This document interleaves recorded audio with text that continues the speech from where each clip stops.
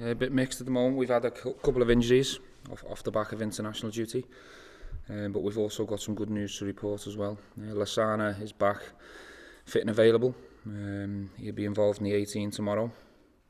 Really pleased to have him back. We've missed him a lot, so that's good news. Unfortunately, on the first day of coming back, Ryan Jack has got a calf problem, which we're assessing as we speak.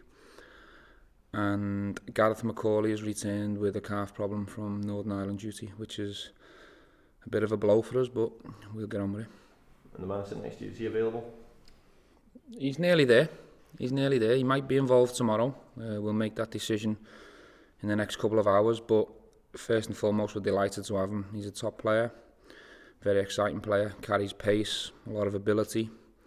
I'm sure the fans will love him when he's up to speed. He's had surgery on the 6th of June, so we're still trying to progress that and moving forward and try and find his match fitness. He's probably around 70-80% where we stand right now, but we haven't got game time to give him in terms of pre-season games, so we will try and press forward with his progression, so he may be involved tomorrow. We'll wait and see. Well, it's spoken to you since Celtic Park. How did you reflect on that game over the recent days and where your team is at the moment? Well, it was a tough one to take, obviously, in terms of the result and the timing of it. You know, the last thing you want is a couple of weeks to debrief that game and think about it.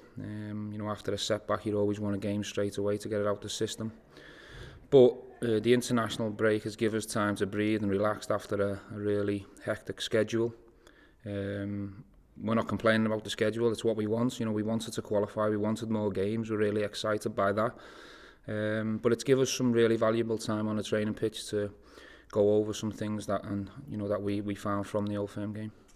Off the back of that game, there was quite a lot has happened, including the fact that Alan McGregor wasn't cited after the game. Yeah, it was 2 weeks ago. I'm not really interested in the Alan McGregor situation.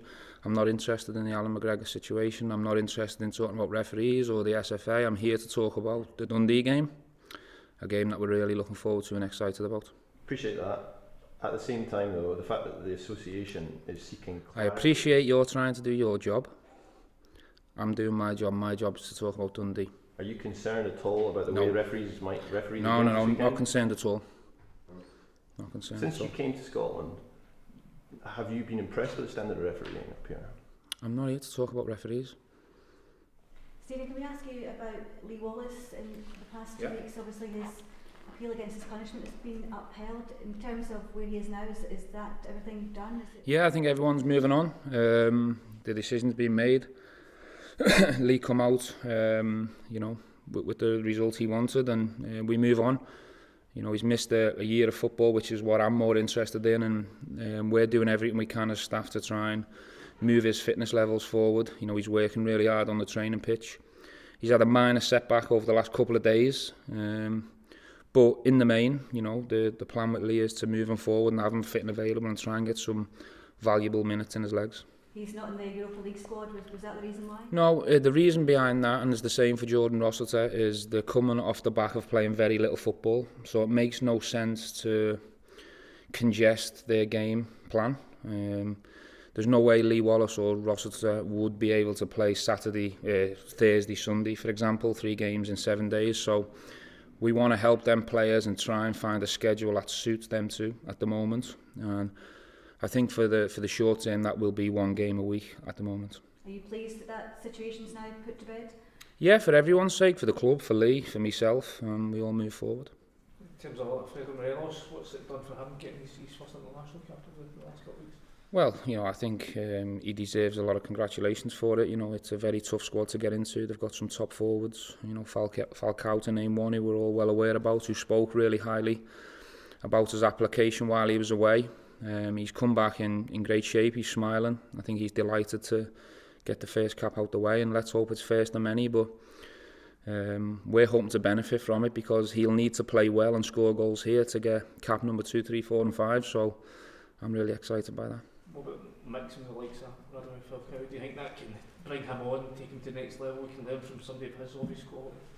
Well, I certainly did as a player. I remember my first cap being around the likes of Alan Shearer and Tony Adams, Gareth Southgate and that's gold dust when you're a young lad getting around players that have got a lot more caps than yourself, watching them closely, how they live their lives off the pitch, what they do in training, the consistency, the standards they set for themselves, and we hope Alfredo's watched all them top players in the Colombian squad really closely.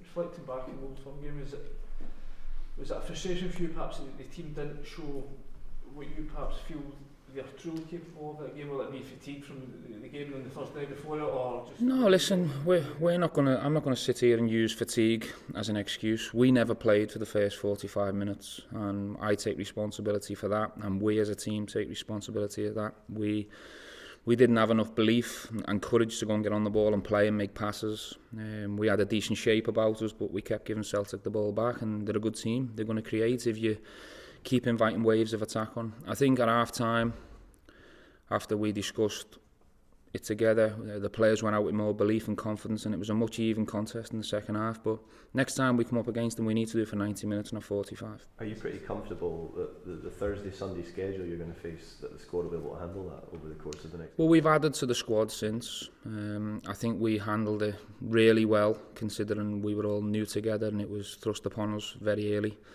If you consider we only came back on June the 15th and the game started really well. So the players in the squad have done extremely well, and I've got a lot of praise for them. You know, getting European qualification was brilliant. But for me now, it's important to prioritise the league. We understand the Aberdeen result and the last-minute goal against Motherwell, but we won't use them as excuses. Our points total at the moment is not acceptable, and we need to really front these next 4 league fixtures from now till the next block of international and try and get maximum points. Does the performance against Celtic give the boys extra motivation or desire to go out and put on a show against? I think what it should do to them is they should be bottling the hurt from the result. They should be confident from the second half showing, disappointed with the first half showing, but they should bottle the hurt from the result in that fixture and go and take it out on Aberdeen. That's what good players do. They don't like losing, and what they do is they go and give the manager and the fans a reaction. Dundee, sorry. What did I say? No, I meant... Oh yeah, Dundee, sorry. You got me there, sorry. What have you made of Dundee so far this season? To be honest with you, they haven't won a game yet, but what I would say is they're a team that try and play. They played really attractive football. We've analysed them really closely, and they've got a manager that wants to play out from the back. He might do something different against us. We'll have to wait and see, but he believes in building the game and constructing it from back to front, and they've got some really good players in amongst that. But for me, this fixture is, and the last 2 weeks for me have been about us and our preparation and how we're going to front Dundee. But I've got a lot of respect for how they try and play, and I don't think they've got the results they deserve. I watched them at St Mirren, and they were better than St Mirren and lost the game. What do you make? Kenny Miller's obviously a player that knows this club very well. What do you make of the threat he'll pose tomorrow? Well, he's a top player. If you give him time and space, anywhere in the 18-yard box, he'll hurt you. He's been prolific in his day. He's been playing a bit mixed for them. He played wide right for some minutes, but a wide right who likes to come inside and get around the 9. We're well aware of what Kenny's about. It's great for him to come back to the fans and the crowd. They love him here. I hope he enjoys his day, but obviously comes out with the wrong result. So hope he gets a sort of warm reception. Oh yeah, 100%. I'd love him to get an ovation. It's a great feeling when you go back to a team that you've gave a lot of your life and your career for, and he should be appreciated for sure. Ross, how are you feeling ahead of your potential debut? Yeah, it's my 2 weeks now here, and I'm really happy to be here. The whole staff are very professional and I'm working very well with them. So I'm with the team too. I like the lads. They would be waiting for me. I mean, they really. I enjoy to play with them. So, like I said, I'm very happy to be here. How much of an attraction was it coming here that you had Nicola and Borna here, somebody you knew from your homeland that you could bond with? Yeah, they really helped me. When I came here, I started to talk to them to ask everything, because it's a big difference for me coming from Europe to UK, and I think they really helped me this few days, the first days. So now I'm starting to be used to that, and it's okay. Fitness-wise, are you feeling? Obviously, you've had your surgery in the summer. Are you feeling that you're now close to being back to fitness? yeah, like manager said, I'm not still there, but I'm working very hard to come back. So I hope tomorrow, I mean, the staff know that the best if I'm gonna be tomorrow at the substitute. I'm giving my best, so I'm doing my job and they're doing their job.